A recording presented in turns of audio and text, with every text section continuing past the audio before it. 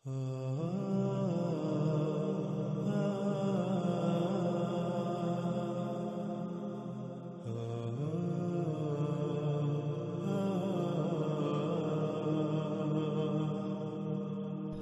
Number 11۔ ناظرین، ایک مقام پر دجال کو دیوقامت اور بڑی جسامت والا انسان قرار دیا جاتا ہے جو لوہے کی زنجیروں میں مضبوطی سے جکڑا ہوا تھا، تو وہیں دوسری طرف دوسرے مقام پر اسے کمزور، غمگین یعنی اپنے کیے پر پچھتانے والا، کراہتا ہوا، قابل ترس انسان یا شخص قرار دیا جاتا ہے۔ روایات کے عکس آپ سکرین پر دیکھ سکتے ہیں اور آپ خود انہیں پڑھ سکتے ہیں۔ ناظرین، یہ بھی ایک غیر معمولی تضاد ہے جس کا جواب دینا ایسے لوگوں کے بس سے باہر ہے، لیکن یہ علماء دجال ایک رخ کو سرے سے چھپا دیتے ہیں اور صرف دوسرے رخ کو ہی سامنے لاتے ہیں کہ وہ ایک بہت بڑا دیوقامت انسان تھا۔ اس بات کی بھی حقیقت کیا ہے آگے اس کا کھل کی وضاحت ہو جائے گی، لیکن یہ لوگ ایسا اس لیے کرتے ہیں کیونکہ ان کو علم ہے کہ اگر اس کے کمزور ہونے اور کراہنے والی بات کو سامنے لایا جائے گا تو پھر اس طبقے نے، ان لوگوں نے اس سے ایسی باتیں منسوب کی ہوئی ہیں کہ وہ بڑے بڑے کام کرے گا جو اللہ کے کرنے والے ہیں۔ تو وہ کیسے کر سکتا ہے جو خود قابل ترس ہے، جو اپنی حالت کو ٹھیک نہیں کر سکتا، قابل ترس ہے، وہ کرا رہا ہے، چیخ رہا ہے اور بکا کر رہا ہے، وہ رب ہونے کا دعویٰ کیسے کر سکتا ہے؟ یوں اس سوال کا جواب یہ لوگ قیامت تک نہ دے سکتے تو سب سے بہتر انہیں یہی لگا کہ اس بات کو ہی چھپا دو، اس رخ کو چھپا دو، کیونکہ انہیں علم ہے کہ عام عوام ان کی محتاج ہے، وہ نہ ہی خود غور و فکر کرے گی اور نہ ہی ان لوگوں کا، اس طبقے کا یہ پول ان پر کھلے گا۔ اس لیے جتنا جی چاہے دھوکہ دو، عوام کو جتنا جی چاہے دھوکہ دو، کوئی پوچھنے والا نہیں، بلکہ الٹا لوگ تعریفیں ہی کریں گے کہ کتنے بڑے بڑے علماء ہیں جو دین کی خدمت کر رہے ہیں۔ لیکن حقیقت کیا ہے ناظرین؟ حقیقت آپ کے سامنے ہے اور جیسے سے آگے بڑھیں گے آپ کے رونگٹے کھڑے ہو جائیں گے، جن حقائق کا آگے چل کر آپ کو سامنا کرنا پڑے گا، جو حقائق کھل کر سامنے آئیں گے۔ اس طبقے کی حقیقت کیا ہے؟ سوال نمبر 12۔ قرآن میں اللہ سبحانہ وتعالی نے صراحت کے ساتھ واضح کر دیا کہ اللہ سبحانہ وتعالی نے الرحمن ہونے کے ناطے ہر انسان کے لیے ایک 1000 سال کی مدت کا تعین کر دیا، یعنی کوئی بھی انسان زیادہ سے زیادہ 1000 سال زندہ رہ سکتا ہے۔ اور ناظرین، اس کی وضاحت آگے چل کر قرآن کی آیات کی روشنی میں عیسیٰ ابن مریم علیہ السلام والے موضوع میں آئے گی۔ فی الحال ہم آگے بڑھیں گے، وہ یہ کہ جب کوئی بھی انسان 1000 سال سے زیادہ عمر نہیں پا سکتا، یعنی اپنی پیدائش سے اپنی وفات تک 1000 سال سے زیادہ مدت نہیں پا سکتا، تو سوال یہ پیدا ہوتا ہے کہ اگر دجال انسان ہے تو پھر اس کی عمر 1000 سال سے زیادہ کیسے ہو گئی؟ ایک طرف اللہ کہتا ہے کہ وہ اپنی سنت کے خلاف نہیں کرتا، اپنے قانون کے خلاف نہیں کرتا، اللہ الرحمن ہے، تو یہ کیسے ممکن ہے کہ اللہ اپنے ہی قانون اور سنت کے خلاف کرے اور اپنے الرحمن ہونے کی ہی نفی کر دے؟ پھر ناظرین، سوالات تو یہ پیدا ہوتے ہیں کہ اگر وہ وہاں ایک جزیرے میں قید تھا تو اسے قید کس نے، کب اور کیوں کیا؟ اگر یہ سب ایسا ہی تھا تو کیا اصحاب رسول کے اذہان میں یہ غیر معمولی سوالات پیدا نہ ہوئے؟ کیا انہوں نے اللہ کے نبی محمد صلی اللہ علیہ وآلہ وسلم سے ایسے سوالات نہ کیے کہ یا رسول اللہ صلی اللہ علیہ وآلہ وسلم، اس کو قید کب کیا گیا، کس نے قید کیا اور کیوں قید کیا، اسے قتل ہی کیوں نہ کر دیا گیا؟ کیونکہ جس نے قید کیا اسے اس کی حقیقت کا علم تھا تو قید کیا نا۔ اور پھر جب کہ وہ وہاں قید تھا تو اصحاب رسول ابن سیاد کے دجال ہونے کی قسمیں کیوں کھاتے تھے؟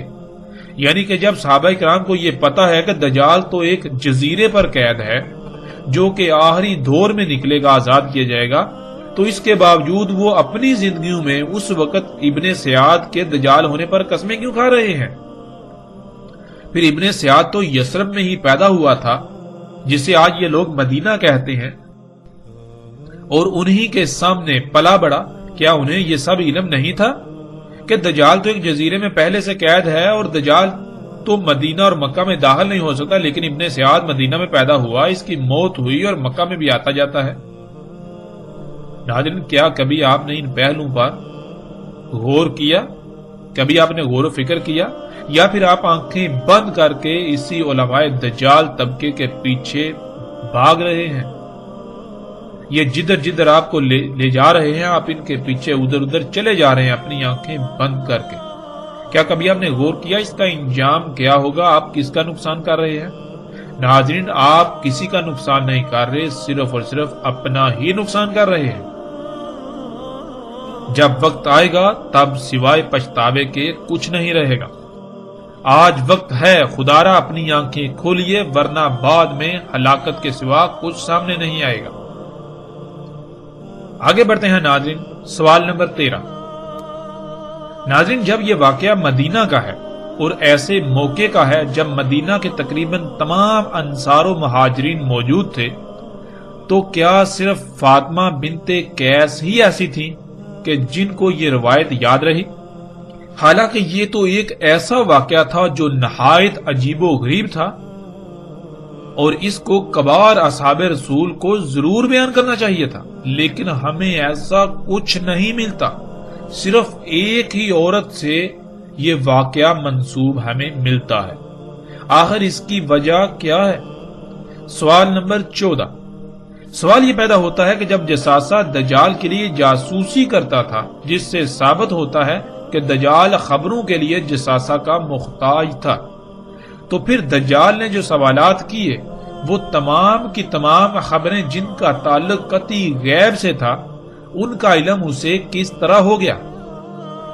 جیسا کہ ایسے نظریات سے تو بالکل واضح ہو جاتا ہے کہ ایسے تمام کے تمام لوگوں کے نزدیک جو دجال کو ایک معین شخصیت اور وہاں جزیرے پر قید سمجھتے ہیں، ان کے نزدیک ایک شخص جو کہ دجال ہے وہ بھی علم غیب رکھتا ہے، علم غیب رکھتا تھا۔ تو دوسری طرف انہی لوگوں کا عقیدہ یہ ہے کہ غیب کا علم اللہ کے سوا کسی کو نہیں، تو پھر دجال جب کہ ایک انسان ہے تو اسے غیب کا علم کہاں سے ہو گیا؟ قرآن میں تو اللہ سبحانہ و تعالیٰ نے واضح کر دیا بالکل صراحت کے ساتھ کہ اللہ صرف اپنے چنیدہ رسولوں پر غیب میں سے کچھ ظاہر کرتا ہے۔ تو کیا دجال اللہ کا رسول ٹھہرا؟ کیا ناظرین کسی کے پاس اس سوال کا جواب ہے؟ خواہ کچھ بھی ہو جائے، کوئی بھی ایسا شخص جو دجال کے ایک انسان ہونے کا دعوے دار ہے، اس عقیدے نظریے پر ڈٹا ہوا ہے، قائم ہے، وہ اس سوال کا جواب نہیں دے سکتا۔ وہ قرآن کا کفر کر رہا ہے، اللہ کی آیات کا کفر کر رہا ہے، اللہ کے کلام قرآن کا الحکیم ہونے کا کفر کر رہا ہے۔ پھر ناظرین سوال نمبر 15۔ جب دجال کو سب علم ہے کہ وہ رب نہیں ہے، رب اللہ ہی ہے، اس کا انجام کیا ہے، تو اس کے باوجود وہ رب ہونے کا دعویٰ کیسے کر سکتا ہے؟ پھر ناظرین سب سے بڑی بات تو یہ ہے کہ رب کے معنی کیا ہے؟ ہمارا رب کون ہے؟ ہمارا رب اللہ ہے، یعنی ہمارا رب اللہ ہے تو اللہ ہمارا رب کیسے ہے؟ کیا اللہ نے کبھی زبان سے کہا جی میں تمہارا رب ہوں؟ رب تو کہتے ہیں وہ ذات جو کسی شے جب اس کا وجود نہیں ہوتا اسے وجود دیتی ہے، پھر اس کی تمام تر ضروریات اسے خلق کر کے مہیا کرتی ہے۔ کیا اس کے لیے فائدہ مند ہے، کیا نقصان دہ ہے؟ اس کے سواری کے ذرائع، اس کے کھانے پینے کی تمام حاجات، اس کی ضروریات پوری کرتی ہے وہ ذات، نہ کہ صرف زبان سے یہ کہنا جی میں تمہارا رب ہوں۔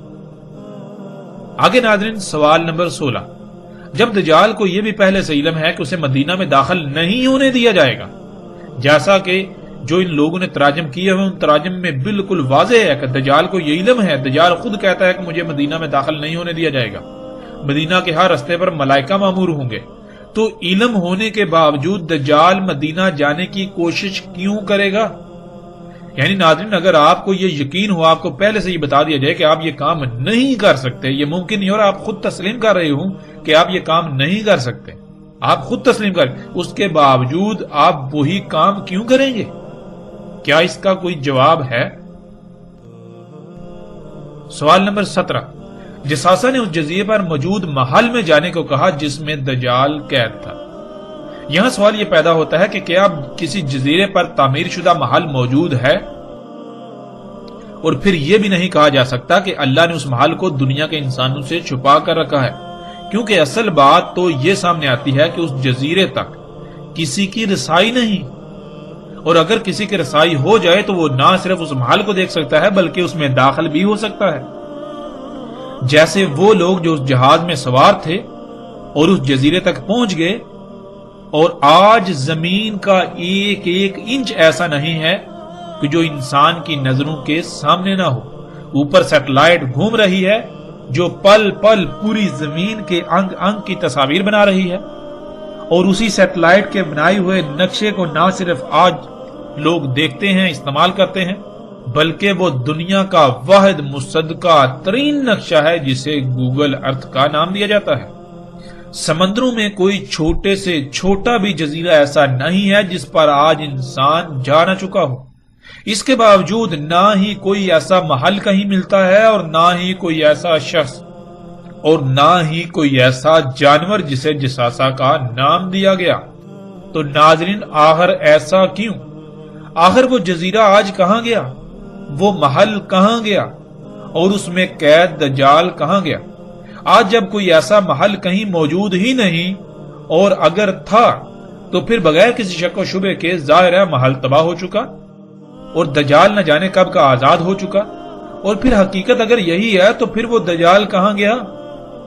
وہ دجال تو پھر آ کر بھی جا چکا، تو پھر کس دجال کا آج بھی انتظار کیا جا رہا ہے؟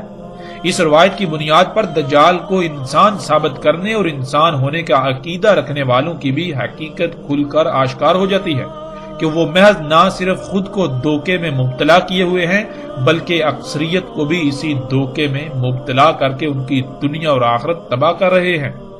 ناظرین، اس روایت پر مزید کئی سوالات پیدا ہوتے ہیں اور اعتراضات سامنے آتے ہیں جن کی تعداد بہت زیادہ ہے، لیکن ہم صرف انہی سوالات پر اکتفا کرتے ہیں۔ یہ ایسے اعتراضات ہیں، ایسے سوالات ہیں کہ ان کو دور کرنا ناممکن ہے، ان کے جوابات دینا ناممکن ہے۔ روایت کی صحت کو کوئی ایک ہی اعتراض مشکوک بنا دیتا ہے، لیکن اس میں تو درجنوں لاجواب اعتراضات ہیں۔ تو یہ روایت کیسے قابل تسلیم کہی جا سکتی ہے یا تسلیم کی جا سکتی ہے؟ ان اعتراضات کی روشنی میں اس روایت کی اہمیت بالکل صفر ہو جاتی ہے، لیکن اس کے باوجود ہم اس روایت کی اصل حقیقت پر ضرور روشنی ڈالیں گے تاکہ حق کھل کر واضح ہو جائے اور کسی کے پاس کوئی عذر، شک یا شبہ وغیرہ نہ رہے۔ کوئی یہ نہ کہے کہ انہوں نے ان اعتراضات کی بنیاد پر اس روایت کو بالکل سرے پر کر دیا، ایک سائڈ پر کر دیا، کیونکہ ان کے پاس اصل بات کا جواب نہیں تھا۔ یعنی کہ ہم کسی کے پاس الحمدللہ ایسا کوئی بہانہ بھی نہیں رہنے دیں گے۔ ناظرین، جن جن کتب میں یہ روایت بیان کی گئی ہے، جب ان تمام مقامات کو سامنے رکھا جائے اور اگر اللہ سبحانہ و تعالیٰ کی طرف سے خالص علم حاصل ہو تو اس کو سمجھنے میں رائی برابر بھی مشکل پیش نہیں آتی۔ لیکن افسوس کی بات تو یہ ہے کہ ہم اللہ سبحانہ و تعالیٰ سے رجوع کرنے کے بجائے اپنی خواہشات کی تکمیل میں ساری محنت ضائع کرتے ہیں۔ لوگ حق کی تلاش کی بجائے جو ان کے اپنے نظریات ہوتے ہیں، جو ان کے اپنے عقائد ہوتے ہیں، انہیں علم ہوتا ہے کہ یہ باطل نظریات و عقائد ہیں، اس کے باوجود وہ اپنے باطل نظریات کو ہی حق ثابت کرنے اور دوسروں پر زبردستی مسلط کرنے کی کوشش میں لگے رہتے ہیں۔ ان تمام تر سوالات کے برعکس ناظرین، اب ہم آتے ہیں اس روایت میں جو واقعہ بیان ہوا اس کی حقیقت کی طرف۔ ناظرین، حقیقت یہ ہے کہ ایسا واقعہ ضرور پیش آیا، البتہ وہ کس کے ساتھ پیش آیا یہ ایک الگ بحث ہے، لیکن جب غور کیا جائے تو یہ واقعہ تمیم داری رضی اللہ تعالیٰ عنہ کے ساتھ ہی پیش آیا، نہ کہ ان کے علاوہ کسی اور کے ساتھ۔ جب ہم آگے بڑھیں گے، ذوالقرنین علیہ السلام کے موضوع پر جب بات ہوگی، یاجوج اور ماجوج کے موضوع پر بات ہوگی، تو پھر مزید ہم پر حقائق کھل کر سامنے آئیں گے جن کی روشنی میں بھی اس روایت کی حقیقت مزید واضح ہو جائے گی کہ ذوالقرنین علیہ السلام کون تھے۔ آگے آئندہ ایک ساتھ میں اس پر تفصیل سے بات ہوگی کہ ذوالقرنین سلیمان علیہ السلام تھے جنہوں نے ایک نہیں بلکہ 3 رکاوٹیں بنائی تھیں، 3 جو سد ہیں وہ تعمیر کی تھی۔ سب سے پہلے انہوں نے مغرب میں، جسے برمودا ٹرائی اینگل کے نام سے جانا جاتا ہے، وہاں ایک نحاس کی سد بنائی تھی، رکاوٹ بنائی تھی۔ نحاس کہتے ہیں جیسے یہ زمین کی مقناطیسی کشش ہے اس کو، پھر دوسری مشرق میں جسے شیطانی اسلحہ یا ڈریگن ٹرائی اینگل کے نام سے جانا چاہتا ہے جو کہ جاپان کے سمندر میں واقع ہے، وہاں ذوالقرنین سلیمان علیہ السلام نے ایک سد بنائی نحاس سے، وہ مادی نہیں یعنی غیر مادی تھی۔ تیسری، ان دو رکاوٹوں کے درمیان اس مقام پر جہاں دو چٹانوں کے درمیان ایک درہ تھا اس کو بند کیا۔ ناظرین، اس پر تفصیل کے ساتھ آگے چل کر بات ہوگی ذوالقرنین علیہ السلام اور یاجوج اور ماجوج کے موضوع پر آئندہ ایک ساتھ میں۔ مغرب اور مشرق والی صدعین یعنی دو رکاوٹیں مادی نہیں تھیں بلکہ وہ غیر مادی تھیں جن کو نحاس کہا گیا۔ نحاس بالکل ایسے ہی مقناطیسی قوت یا کشش کو کہتے ہیں جیسے مقناطیسی قوت زمین مسلسل پیدا کر رہی ہے، جس مقناطیسی قوت کی وجہ سے نہ صرف ہر شے زمین کی طرف کھینچی ہوئی ہے بلکہ اسی قوت کی وجہ سے زمین کے گرد 7 مختلف تہوں پر مشتمل ایک حصار قائم ہے جنہیں زمین کے 7 آسمان کہا جاتا ہے۔ زمین کی مقناطیسی قوت کا ایک نارتھ یعنی شمال پول ہے اور ایک ساؤتھ یعنی جنوبی پول ہے۔ زمین کی مقناطیسی قوت کے شمال اور جنوب پول کی وجہ سے کمپاس کی سوئی کا رخ شمال اور جنوب کی طرف رہتا ہے۔ کیونکہ کمپاس میں موجود مقناطیسی ٹکڑا جس پر سوئی چپکی ہوتی ہے اس کو دونوں طرف سے زمین کی مقناطیسی قوت مخالف سمت میں دھکیلتی ہے۔ جیسے مقناطیس کے دو ٹکڑوں کو ایک ہی سمت میں آمنے سامنے لایا جائے تو ایک دوسرے کو دور دھکیلتے ہیں، بالکل اس طرح کمپاس میں موجود مقناطیسی ٹکڑا اس ٹکڑے کو دونوں طرف سے زمین کی مقناطیسی قوت مخالف سمت دھکیلتی ہے جس سے اس کا رخ شمال اور جنوب کی طرف ہو جاتا ہے اور سوئی وہیں ٹھہر جاتی ہے۔ لیکن اگر کمپاس کسی ایسی جگہ پر رکھا جائے جہاں زمین کی مقناطیسی قوت کے علاوہ ایک اور مقناطیسی قوت موجود ہو، بالکل وہی مقناطیسی قوت جو زمین سے نکل رہی ہے، جو زمین کی مقناطیسی قوت ہے، لیکن اس کا رخ زمین کی مقناطیسی قوت کے متضاد ہو یعنی اس کا مشرق اور مغرب پول ہو، تو کمپاس کی سوئی کسی ایک جگہ پر نہیں ٹھہرے گی بلکہ وہ تھرتھرانا شروع کر دے گی، وہ پزل ہو جائے گی، کیونکہ زمین کے مقناطیسی قوت اسے کہہ رہی ہے کہ تم نے اپنا رخ شمال اور جنوب کی طرف کرنا ہے، لیکن جو دوسری مقناطیسی قوت اس مقام پر موجود ہے جس کا پول مشرق اور مغرب ہے، وہ کیا کہے گی، وہ اسے حکم دے گی، وہ اس کے اوپر دباؤ ڈالے گی، تم نے اپنا رخ جو ہے مشرق اور مغرب کی طرف کرنا ہے۔ اب دونوں کے درمیان وہ پزل ہو جائے گی، اس طرح جو کمپاس کی سوئی ہے وہ تھرتھرانا شروع کر دے گی۔ ناظرین، اب تصور کیجئے کہ آپ کے پاس ایسی مقناطیسی قوت پیدا کرنے کی صلاحیت ہو اور آپ ایسی مقناطیسی قوت یعنی نحاس خلق کریں جس کا ایک پول مشرق اور دوسرا مغرب کی سمت ہو، یعنی زمین کے پولز کے متضاد ہو، تو زمین کی مقناطیسی قوت اور آپ کی خلق کردہ مقناطیسی قوت کے عین وسط میں اگر کوئی انسان پہنچ جائے یا کوئی بھی شے پہنچ جائے تو وہ شے وقت کی قید سے آزاد ہو جائے گی، اس کے لیے ماضی، حال، مستقبل ختم ہو جائے گا۔ اگر آپ اس نقطے پر پہنچ جائیں تو آپ وقت کی قید سے آزاد ہو جائیں گے اور آپ ماضی، حال یا مستقبل کو جاگتے ہوئے ایسے دیکھ سکیں گے جیسے انسان رات کو خواب میں کچھ دیکھتا ہے، یعنی آپ بالکل ایک ایسی کیفیت میں چلے جائیں گے جیسے کہ آپ خواب دیکھ رہے ہوتے ہیں، لیکن حقیقتاً وہ خواب نہیں ہوگا، آپ حقیقتاً وہ سب کچھ دیکھ رہے ہوں گے لیکن وقت کی قید سے آپ آزاد ہو چکے ہوں گے۔ اور جب آپ اس نقطے سے، اس مقام سے باہر نکلیں گے تو آپ اسی وقت میں آ جائیں گے، یعنی بالکل سیم وہی وقت ہوگا جس وقت میں آپ اس نقطے میں داخل ہوئے تھے، یعنی وقت گزرا ہی نہیں ہوگا۔ اور ناظرین، اس بات کو دنیا کا کوئی ایسا سائنسدان بھی غلط ثابت نہیں کر سکتا جو ایسے پروجیکٹ پر کام کر رہا ہے، اور اس پر اس وقت امریکہ، روس، جاپان اور چین بہت شدت سے کام کر رہے ہیں۔ الٹا یہ ان کے لیے ایک عظیم راز ہے، عظیم راز سے پردہ اٹھنا ہوگا، لیکن اس راز کے کھلنے سے اب ان کو کوئی فائدہ نہ ہوگا کیونکہ اب تباہی سر پر آ چکی ہے۔ ناظرین، تمیم داری رضی اللہ تعالیٰ عنہ مشرق کی طرف ڈریگن ٹرائی اینگل میں اپنے جہاز میں سفر کر رہے تھے اور وہیں ان کا جہاز گم ہو گیا اور وہ اس نقطے میں داخل ہو گئے تھے جو ذوالقرنین سلیمان علیہ السلام کی خلق کردہ نحاس یعنی مقناطیسی قوت اور زمین کی مقناطیسی قوت کا عین وسط تھا۔ جب وہ اس نقطے میں داخل ہوئے تو وہ وقت کی قید سے آزاد ہو گئے اور انہوں نے مستقبل کو اپنی آنکھوں سے جاگتے ہوئے بالکل ایسے دیکھا جیسے کہ آپ خواب دیکھتے ہیں۔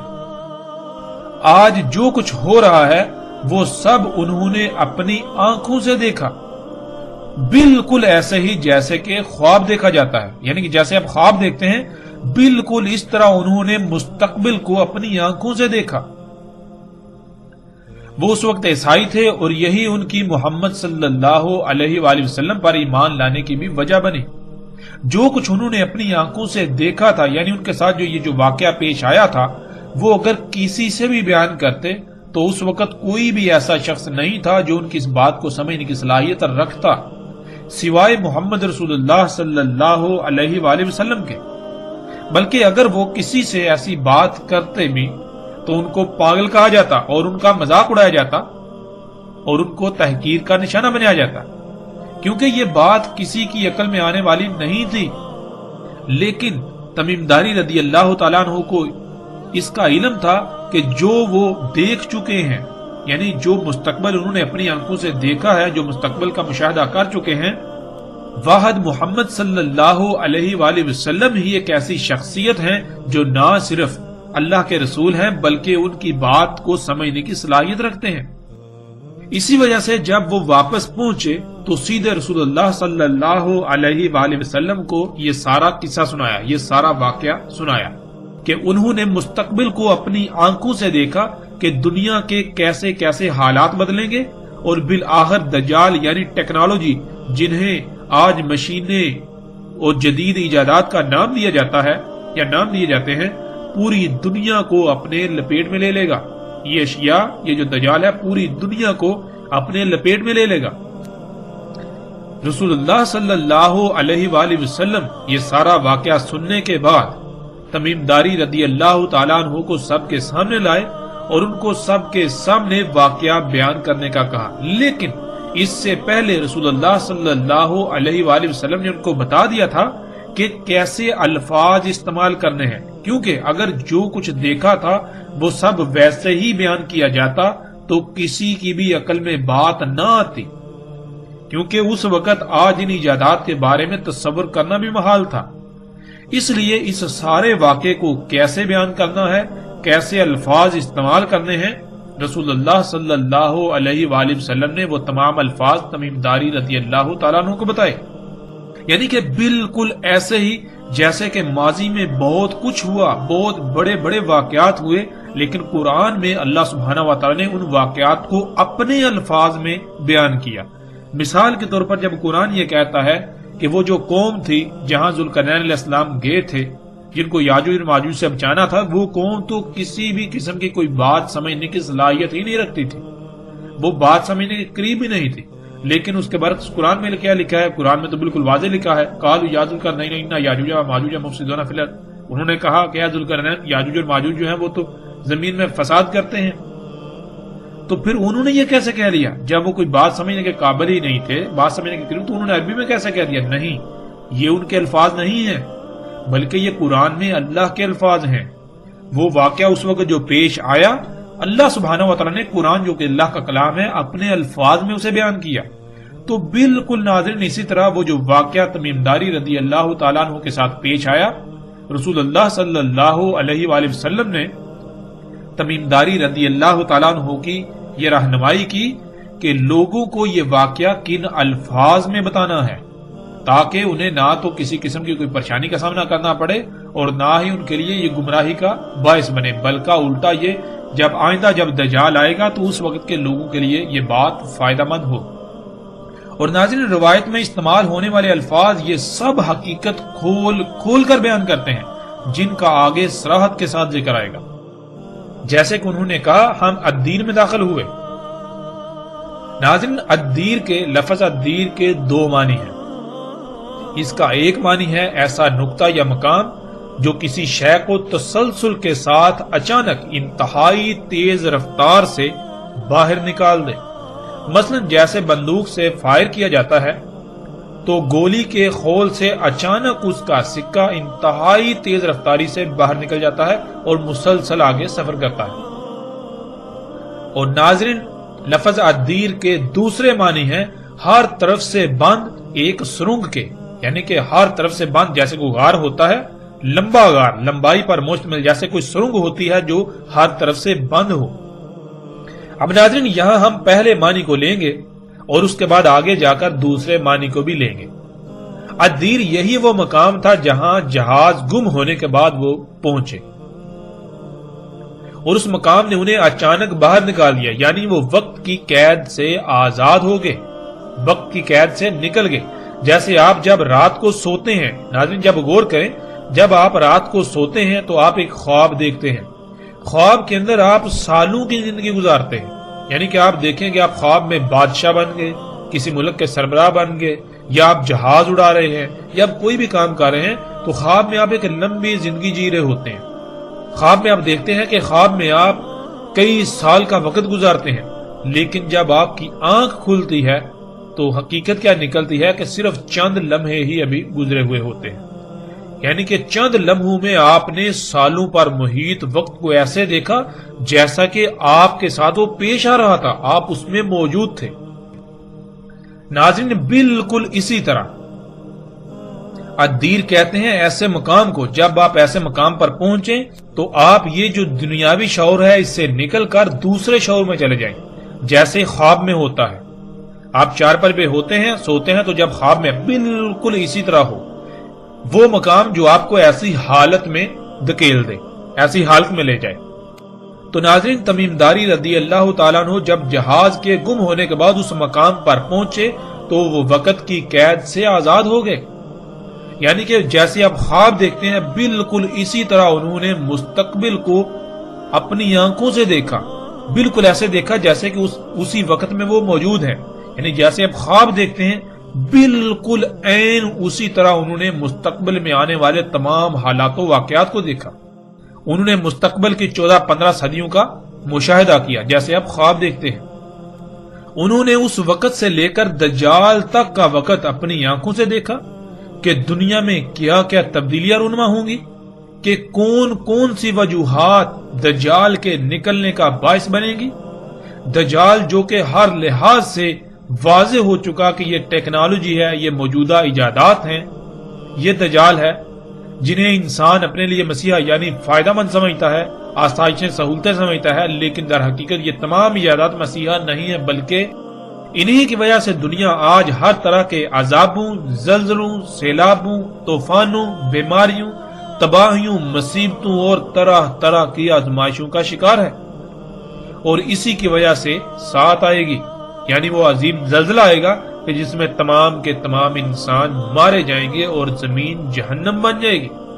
رسول اللہ صلی اللہ علیہ وآلہ وسلم کے الفاظ میں انہوں نے اس سارے واقعے کو یوں بیان کیا جسے ہم ایک مثال سے سمجھ لیتے ہیں۔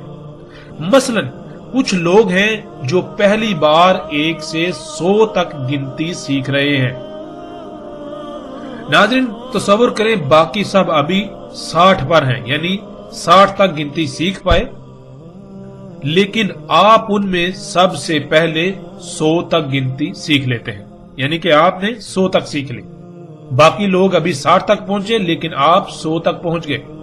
اب آپ اس کو یوں بیان کرتے ہیں کہ میں نے اپنی تعلیم کا سفر کیا، میں نے اپنی تعلیم کا سفر شروع کیا اور کافی آگے گیا تو میری کسی سے ملاقات ہوئی۔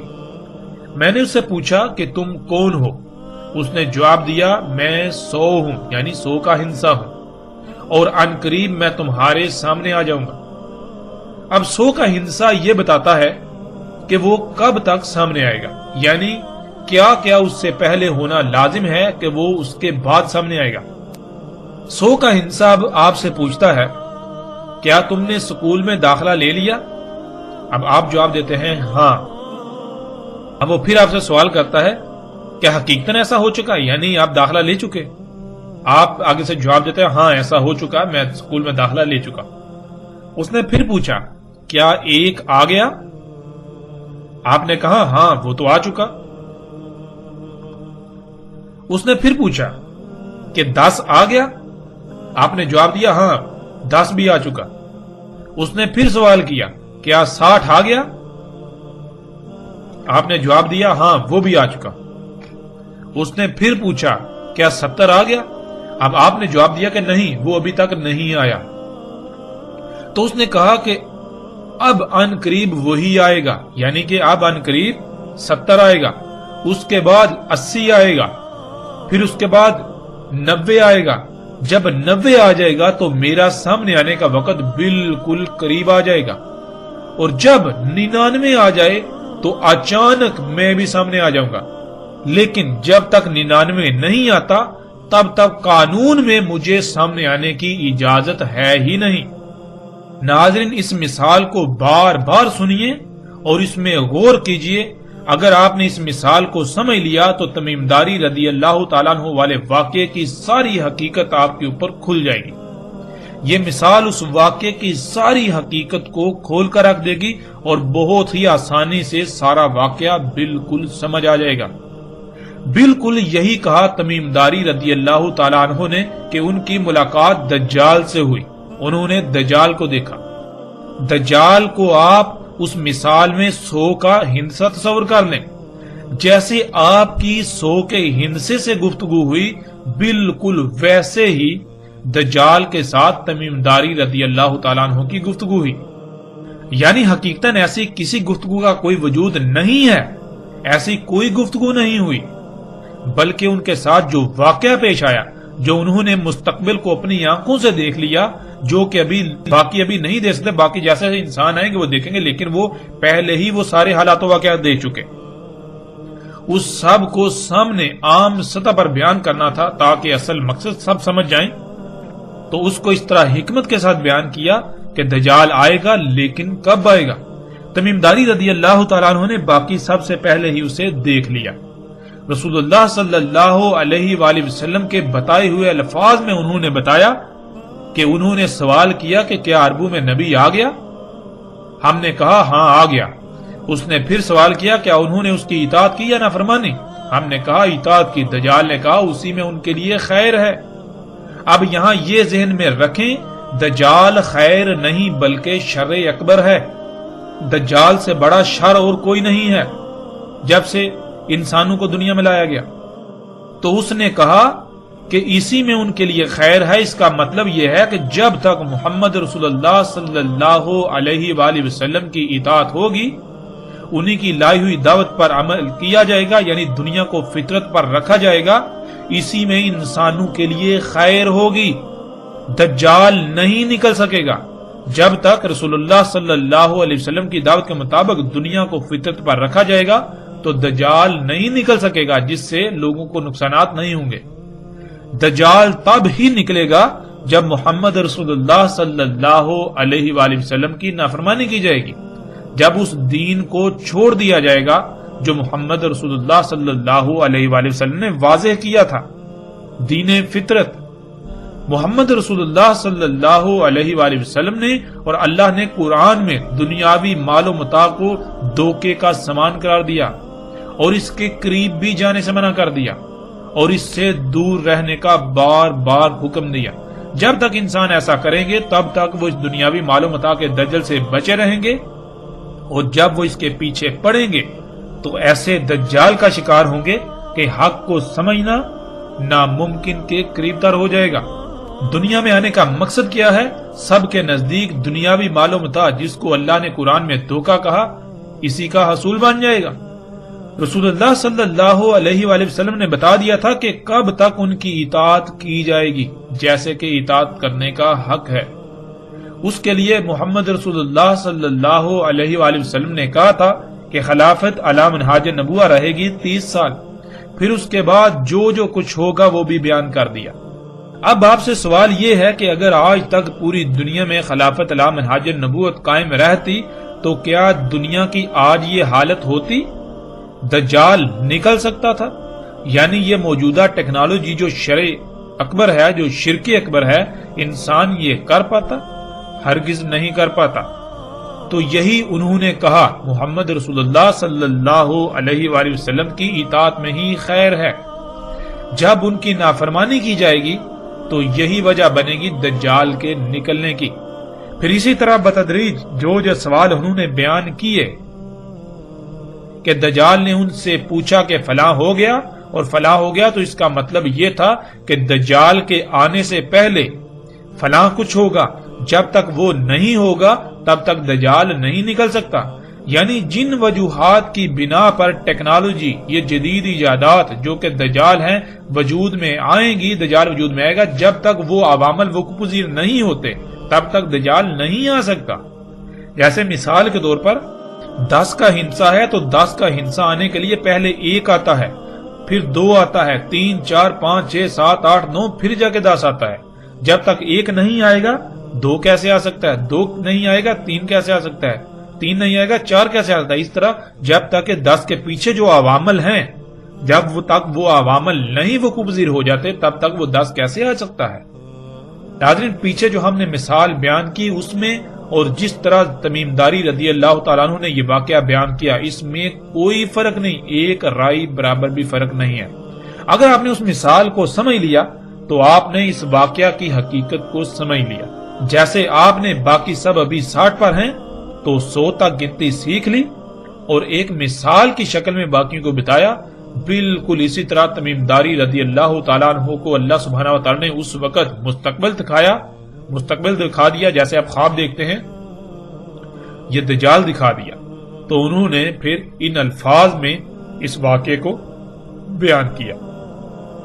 ناظرین، اس کی مزید تصدیق روایات میں آنے والے الفاظ خود بخود کرتے ہیں۔ ابھی ہم صرف اور صرف اللہ کے فضل سے نہ صرف ان الفاظ کو سامنے رکھیں گے بلکہ ان الفاظ کو کیسے توڑ مروڑ کر امت کو دھوکہ دیا جاتا رہا، انسانیت کو دھوکہ دیا جاتا رہا، اور دھوکہ دینے والوں کا بھی پردہ چاک کریں گے۔ اس کے باوجود اگر کوئی حق کی بجائے گمراہی کا سودا کرتا ہے تو حق آ جانے کے بعد ہی کرے گا، اور اس کے پاس روز محشر کوئی عذر نہیں ہوگا کیونکہ اس پر حجت پوری ہو چکی۔ ناظرین، اس وقت سکرین پر آپ کو ابو داؤد کی روایت نظر آ چکی ہے۔ اس میں یہ ہے کہ پس جب رسول اللہ صلی اللہ علیہ وآلہ وسلم صلاۃ مکمل کر چکے بیٹھے رہے ممبر پر اور ہنس رہے تھے، کہا سب انسانوں کے لیے لازم ہے کہ اپنی اپنی جگہ پر بیٹھے رہیں۔ پھر کہا کیا تم لوگ جانتے ہو تمہیں کیوں جمع کیا؟ انہوں نے جواب دیا اللہ اور اس کے رسول کو علم ہے۔ رسول اللہ صلی اللہ علیہ وآلہ وسلم نے کہا میں نے تمہیں رہب یا رغبت دلانے کے لیے جمع نہیں کیا، اور لیکن تمہیں اس لیے جمع کیا کہ تمیم داری ایک نصرانی شخص تھے، پس وہ میرے پاس آئے، پس میری بیعت کی اور خود کو میرے حوالے کر دیا، یعنی سرنڈر کر دیا، اور مجھے بیان کیا ایک حادثہ، یعنی ایک واقعہ جو اس کے ساتھ پیش آیا، اس نے وہ میرے ساتھ بیان کیا جو بالکل ویسا ہی ہے جیسا میں تم سے بیان کر چکا ہوں دجال کے بارے میں۔ یعنی یہاں یہ بات بالکل واضح ہو جاتی ہے کہ رسول اللہ صلی اللہ علیہ وسلم یہ کہہ رہے ہیں کہ تمیم داری رضی اللہ تعالیٰ کے ساتھ جو حادثہ پیش آیا، یعنی جو واقعہ پیش آیا، وہ بالکل ویسا ہی ہے جیسا میں تم سے بیان کر چکا ہوں دجال کے بارے میں۔ یعنی کہ دجال کے بارے میں جو تمہیں جو کچھ بتا چکا ہوں بالکل وہی سب کچھ تمیم داری رضی اللہ تعالیٰ کے ساتھ وہ پیش ہے، ان کے ساتھ یہ واقعہ پیش ہے، انہوں نے سب دیکھا۔ انہوں نے مجھے بتایا کہ وہ سوار تھے سمندری کشتی میں لخم اور جزام کے 30 افراد کے ساتھ، بس انہیں آ لیا لہر انہیں، اور مہینہ بھر موجوں میں گرے رہے اور سورج کے غروب ہونے کے وقت ایک جزیرے کی طرف جا لگے۔ پس چھوٹی کشتی میں سوار ہوئے، پس داخل ہوئے جزیرے میں، انہیں ملا دابا، بڑی دم والا اور بہت زیادہ الشعر والا، یعنی ہر طرف سے پینٹ کی تہ چڑھا ہوا۔ انہوں نے کہا ویل ہو تیرے لیے، کون ہے تو؟ اس نے جواب دیا میں جساسا ہوں۔ اس شخص کی طرف چلو جو اس ہر طرف سے بند سرنگ میں ہے، پس اس میں کچھ شک نہیں اسے تمہاری خبر کی شدید چاہت ہے۔ کہا جب ہم نے اس سے اس شخص کا سنا تو ہم ڈر گئے کہ وہ شیطان ہوگا، ہم جلدی سے چلے حتیٰ کہ ہم داخل ہوئے ہر طرف سے بند سرنگ میں، یعنی اس ادیر میں، پس تب ہم نے دیکھے اس میں اعظم و انسان۔ ناظرین، لفظ انسان کے نیچے 2 زیریں ہیں، اور یہ عربی کا اصول ہے کہ جب بھی کسی لفظ کے نیچے 2 زیریں آتی ہیں تو وہ جمع کا صیغہ بن جاتا ہے، اس میں پھیلاؤ آ جاتا ہے، جس کے معنی ایک نہیں زیادہ انسانوں کے ہیں۔ اور اعظموں کا مادہ عین زوئے میم یعنی عظامہ ہے، جس کے معنی ہڈی کے ہیں۔ ہڈی میں قوت، سختی اور مضبوطی پائی جاتی ہے، اور ہڈی جسم میں پائی جاتی ہے۔ اگر جسم سے تمام کی تمام ہڈی نکال لی جائے تو جسم بے وقت و بے حیثیت ہو جاتا ہے۔ اعظم انسان کہتے ہیں ایسے انسانوں کو جو غیر معمولی قوت، طاقت، سختی، مضبوطی کے حامل ہوں۔ اگر ان انسانوں کو نکال دیا جائے تو پیچھے باقی انسانوں کی اہمیت و حیثیت بالکل ایسی رہ جائے گی جیسے جسم سے تمام کی تمام ہڈی نکال لی جائے، جیسے جسم سے تمام کی تمام ہڈی نکال لینے کے بعد جسم کی اہمیت و حیثیت رہ جاتی ہے۔ اور ناظرین، لفظ انسان کے معنی کیا ہے؟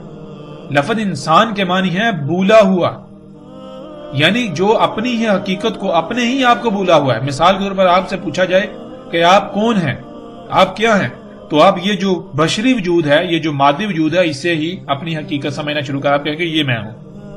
اب ناظرین غور کریں، جب آپ کہتے ہیں میرے ہاتھ، میرے پاؤں، میرا ناک، میرے کان، میرا سر، یعنی میرا جسم، جب ناظرین یہ جسم میرا ہے تو وہ کون ہے جو یہ کہہ رہا ہے میرا، جو میں کہہ رہا ہے؟ آخر وہ بھی تو کوئی ہے نا جس کا یہ جسم ہے۔ پھر وہ میں جب نکل جاتی ہے تو یہ جسم بالکل بے بنیاد ہو جاتا ہے، یہ مٹی بن جاتا ہے۔ وہ میں کون ہے؟ وہ میں ہی اصل ہے اور اس کو بھول گئے، اس لیے انسان کہا جاتا ہے۔ انسان کہتا ہے جو اپنے ہی آپ کو بھولا ہوا ہے، اپنی ہی حقیقت کو بھولا ہوا ہے۔ تو اعظم انسان ایسے بھولے ہوئے کہ اگر ان کو نکال دیا جائے تو پیچھے بھولے ہوئے کی کوئی اہمیت و حیثیت رہے گی ہی نہیں، یعنی پیچھے بھولے ہوئے کی اہمیت ایسی رہ جائے گی جیسے کہ جسم سے ہڈی نکال لی جائے تو جسم کی جو اہمیت و حیثیت رہ جاتی ہے۔ کہا اس نے میں جساسا ہوں، اس محل میں چلے جاؤ۔ پس جب میں اس میں گیا تب وہاں شخص تھا جو اپنی نرم مواد والی سیٹ پر، کرسی پر لوہے والے پٹوں میں بہنے کی طرح دوڑتا ہوا، جیسے جانور جنسی حاجت پوری کرنے کے لیے مادہ پر سوار ہوتا ہے، اس طرح آسمان اور زمین کے درمیان کر رہا تھا۔ یعنی بہنے کی طرح دوڑتا ہوا آتا تھا اور اپنی اگلی ٹانگیں اٹھا کر آسمان پر چڑھ جاتا، آسمان پر سوار ہو جاتا اور پھر اسی طرح واپس زمین پر اتر آتا تھا۔ پوچھا اس سے کون ہے تو؟ پس اس نے جواب دیا میں دجال ہوں۔ ناظرین روایات سے یہ بات ثابت شدہ ہے کہ بعض صحابہ رضوان اللہ نے کہا کہ جساسا وہی دابا ہے جس کا ذکر قرآن میں ہے، یعنی زمین سے نکلنے والا انسان کا خلق کردہ دابا۔ اور آگے دابا کے موضوع پر تفصیل سے بات آئے گی کہ دابا کیا ہے۔ اور روایت میں یہ بھی بات بالکل واضح ہے کہ انہوں نے کہا کہ ان کی ملاقات دابا سے ہوئی، اس کی باری برکم دم اور کثیر و شر تھے اس پر۔ الشر کے معنی ہم ناظرین گزشتہ ایک ساتھ میں جان چکے ہیں۔ الشر کہتے ہیں اس مواد کو جس مواد سے آپ کے جسم پر بال وجود میں آتے ہیں، آپ کے جسم پر ناخن وجود میں آتے ہیں، جسے آج لچکدار پلاسٹک یعنی نائلون، اسفلٹ، پینٹ وغیرہ کا نام دیا جاتا ہے۔ اسی سے فوم سمیت ہزاروں مصنوعات تیار کی جاتی ہیں۔ اگر کسی بھی قسم کا کوئی شک رہے تو ایک روایت میں رسول اللہ صلی اللہ علیہ وآلہ وسلم کے الفاظ موجود ہیں آخری زمانے میں ہونے والی بارشوں کے حوالے سے، جسے آپ سکرین پر دیکھ سکتے ہیں۔ رسول اللہ صلی اللہ علیہ وآلہ وسلم نے کہا نہیں قائم ہوگی ساتھ حتیٰ کہ بارشیں ہوں گی، ان میں سے نہیں بچے گا کوئی گارے کا گھر سوائے اس کے جو الشر کے بنے ہوئے ہوں گے۔ اسی طرح ناظرین ایک اور روایت بھی ہے جس کا مفہوم کچھ یوں ہے کہ رسول اللہ صلی اللہ علیہ وآلہ وسلم نے کہا کہ ان بارشوں میں سے کوئی گھر نہیں بچے گا جس کی چھت سلامت رہے سوائے ان گھروں کے جن کی چھتیں الشر کی بنی ہوئی ہوں گی، جس کا ترجمہ یہ کیا جاتا ہے کہ جن گھروں کی چھتیں بالوں کی بنی ہوئی ہوں گی وہ چھتیں بچ جائیں گی، وہ گھر بچ جائیں گے، باقی سب گھر جو ہیں ان بارشوں میں بہہ جائیں گے۔ ناظرین اب کوئی بھی عقل رکھنے والا انسان یہ تسلیم نہیں کر سکتا کہ بالوں کی چھتیں بن سکتی ہیں، یعنی ان بالوں کی چھتیں جو جسم پر اگتے ہیں۔ لیکن جب ہم عربی کو عربی سمجھیں تو ہم پر واضح ہو جائے گا کہ الشر اس مواد کو کہتے ہیں جس سے بال وجود میں آتے ہیں، اور اسی مواد سے آج پوری دنیا میں چھتیں بنائی جا رہی ہیں جن پر بارشیں اثر انداز نہیں ہوتی۔ جیسا کہ گزشتہ ساتھ میں یہ بات واضح ہو چکی ہے کہ خام تیل سے بننے والی مصنوعات سے چھتیں بھی بنائی جا رہی ہیں۔ یہ دابا ہوائی جہاز تھا، اور گزشتہ ایک ساتھ میں دجال کے حمار پر بھی اس کی بات ہو چکی، مختصراً اس پر بات ہو چکی۔ جیسے ہم آگے بڑھیں گے، جب دابے کا موضوع آئے گا، دابا من الارض یا دابا فی الارض والا، تو اس میں تفصیل کے ساتھ یہ بات واضح ہو جائے گی کہ دابا کیا ہے۔ وہ دابا جس سے تمیم داری رضی اللہ تعالیٰ عنہ کی ملاقات ہوئی، وہ یہ ہوائی جہاز تھا جس کی باری برکم دم اور اس پر کثیر و شر یعنی ہر طرف سے پینٹ چڑھا ہوا تھا، پینٹ ہوا تھا۔ اب ناظرین اس کو یوں سمجھ لیں، اس مثال میں کہ آپ کی ملاقات 99 سے ہوئی، تو 99 نے آپ سے کہا آگے چلو، جو آگے ہے اس سے تمہارا انتظار ہے۔ تو جیسے ہی آگے گئے تو آگے 100 کے ہندسے سے ملاقات ہوئی۔ بالکل اسی طرح جب انہوں نے ہوائی جہاز دیکھا تو اس نے کہا اس عدیر یعنی اس ہر طرف سے بند سرنگ میں داخل ہو جاؤ۔ کہیں پر اسے عدیر یعنی ہر طرف سے بند سرنگ کہا گیا ایک مقام پر، اور کہیں یعنی دوسرے مقام پر اسے قصر یعنی محل کہا گیا۔ جہاز میں جب آپ داخل ہوں تو آپ حیران رہ جائیں گے کہ جہاز حقیقتاً نہ صرف عدیر ہے یعنی ایک ایسی سرنگ ہے جو ہر طرف سے بند ہے، اور وہ سرنگ اندر سے ایک محل کا منظر پیش کرتی ہے، بلکہ وہ سرنگ اندر سے محل کا منظر پیش کرتی ہے۔ جب وہ اس دیر یعنی محل نما ہر طرف سے بند سرنگ میں داخل ہوئے تو انہوں نے جو دیکھا اس کے بارے میں کئی طرح کے الفاظ آئے ہیں، اور وہ سب کے سب اپنی جگہ پر بالکل ٹھیک ہیں۔ اب سب سے پہلے ہم یہ دیکھتے ہیں کہ آج تک ان الفاظ کو کیسے بیان کیا گیا جو اندر موجود انسان کے بارے میں استعمال کیے گئے۔